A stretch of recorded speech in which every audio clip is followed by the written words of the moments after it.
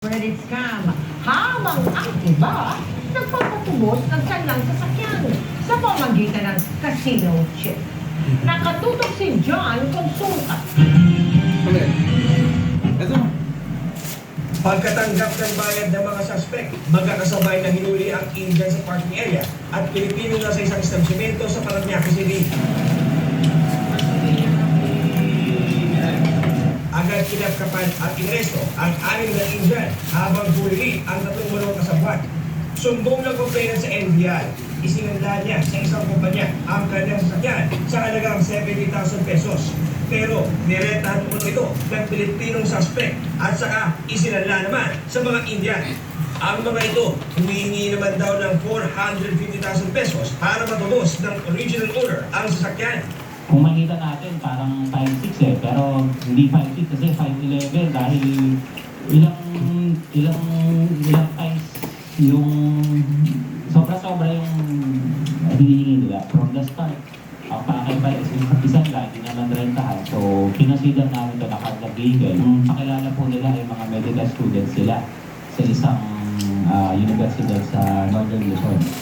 Pero nakakapagtaka dito, kung sila ay mga estudyante ng medisina, eh bakit nandun sila sa casino na nagdidil ng mga sasakyan? Para hindi raw kapsapin ang kotse ng complainant ng mga Indianong suspect, nag-demand sila hindi ng pera kundi casino chips bilang pagtubos sa hawak nilang sasakyan. O baka nag-iisip sila na nagpamal kami ng pera. So gusto nila use the facility of the casino, gusto nila i-convert sa chips. Ito ay parang pagpula o tinatawag natin pag-gambler. No? At they always think na kapag chips, hindi kaya ng NBI na i-mark yung chips. Nang kunin namin ang bayad ng mga inaresto, So how much are you asking? 200,000. Only 200,000. If you're students here in the Philippines, why are you engaging in such transactions? Hindi lang po ako, sir. Sobrang laki po.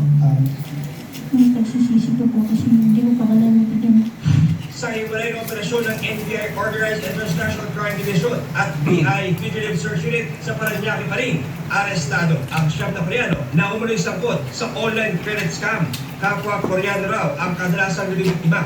Kumpiskado ang mga computer, gadget at script na ginagamit nila sa online panloloko. Pag nag-apply na ng loan, sisingilin nila ng processing fee itong mga to. Pag nakuha na yung processing fee, nakabigay na sila lahat ng mga sensitive details nila, bigla na lang mawawala. So, nakuha yung pera nila, tapos wala nang biglang nakuha ng loan. They are presenting here at the police. They are compliant with the immigration conditions. Unfortunately, nakita na tayo na mayroon silang ginagawa na hindi naman tugma sa isang turista na dayuhan. Sumanggi magbigay ng pahayag ang mga inarestong Koreano.